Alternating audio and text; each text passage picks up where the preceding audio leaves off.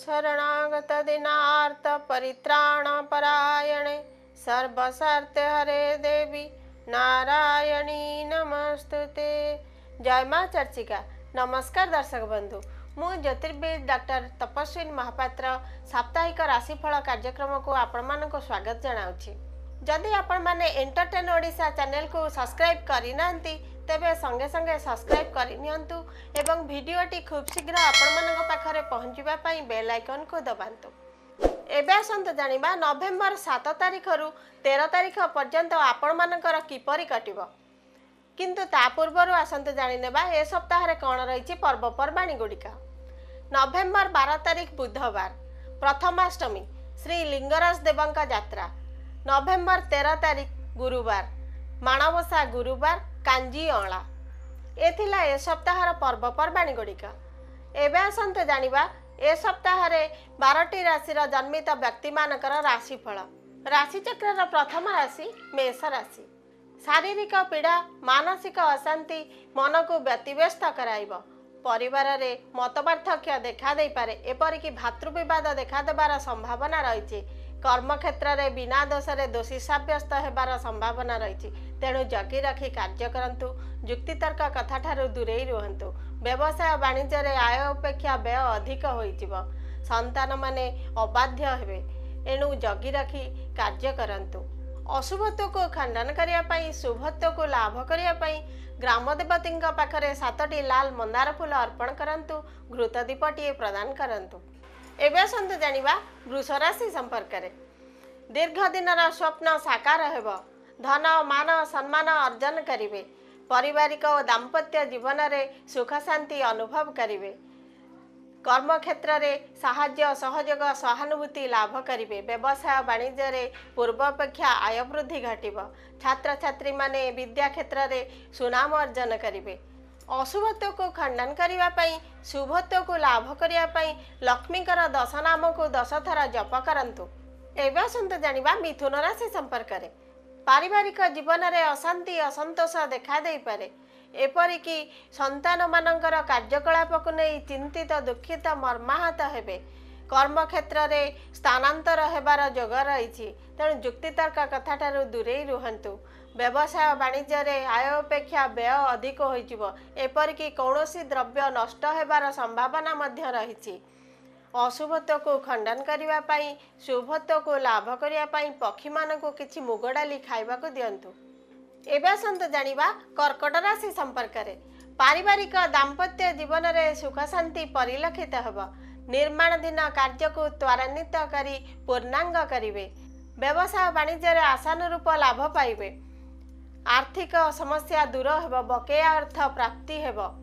छात्र छात्री माने विद्या क्षेत्र रे सुनाम अर्जन करिवे। अशुभत्व को खंडन करिवा पई शुभत्व को लाभ करिया पई धला रंगर रुमालटीए निज पाखरे रखंतु। एबे आसंतु जानिबा सिंह राशि संपर्क रे।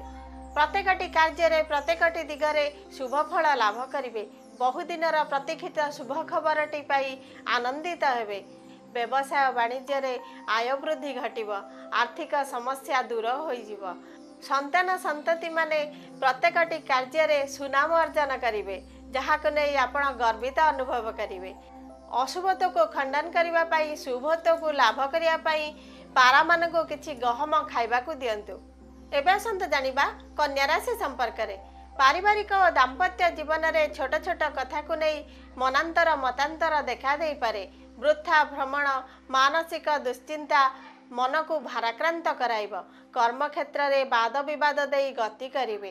तेणु जगी रखी कार्य करिबा भल हेबो। छात्र छात्री माने विशृंखलित होई पड़िबे। एपरिक पाठ पढ़ा रे अमनोयोगी हेबे। प्रत्येकटी कार्य रे प्रत्येकटी दिगरे असफलता देखा देबो।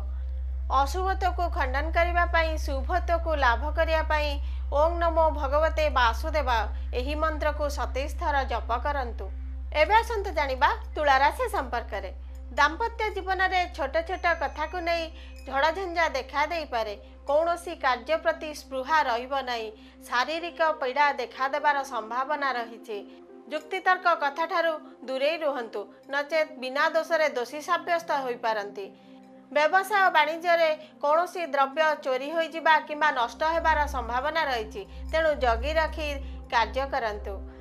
अशुभत्व को खंडन करिबा पई शुभत्व को लाभ करिया पई 7टी धड़ा अरख फूल श्री गणेशଙ୍କ पाखरे अर्पण करंतु।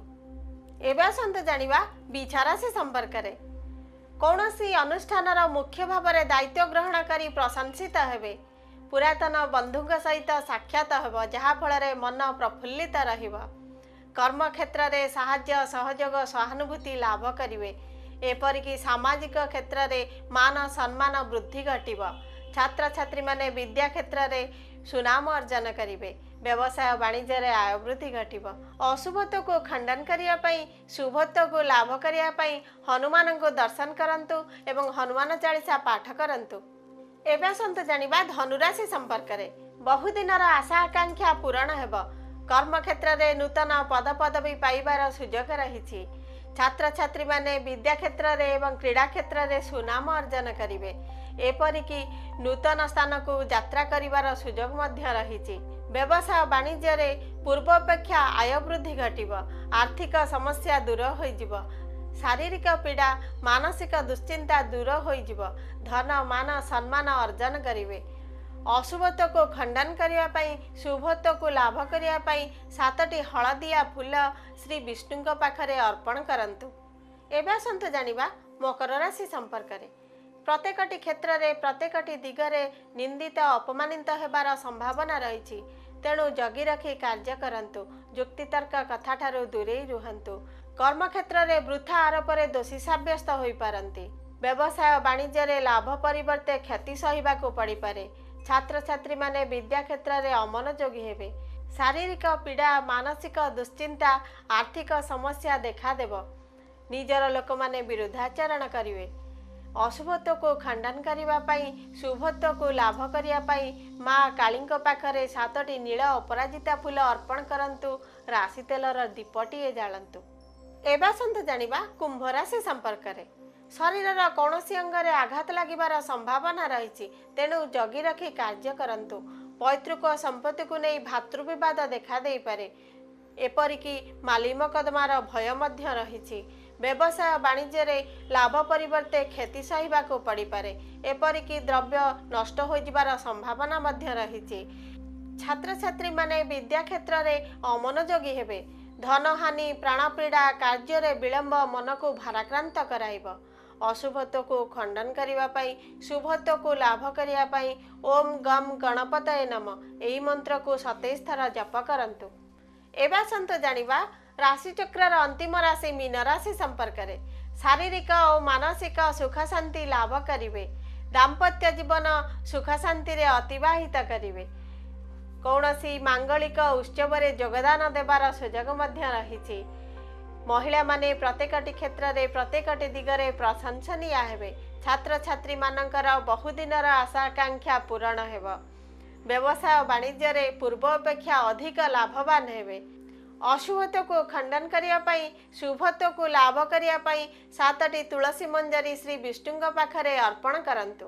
ए थिला मेष राशि ठारू मीन राशि पर्यंत 12 राशि रे जन्मित व्यक्ति मानकर राशिफल। दर्शक बंधु आपणकर जदि कौनसी वास्तुजनित समस्या किंबा जातक जनित समस्या रही समस्यार समाधान चाहूँगी आमको जोगाजोग करंतु। आमर ठिकाना है doctor Tapaswini Mahapatra plot number 2F604 CDA sector 10 Cuttack. Phone number टी लिखि रखंतु 9437225434। यही नंबर मध्य स्क्रीन ने दिया जाइछि। आज तो समय हो गलानी कार्यक्रम को एठी विराम देबा। पुणी देखा आगामी अध्याय राशिफल कार्यक्रम रे। आपणकर दिन गुड़िक मंगलमय हो। माँ चर्चिका आपण को सहाय होंतु। रहुछि नमस्कार।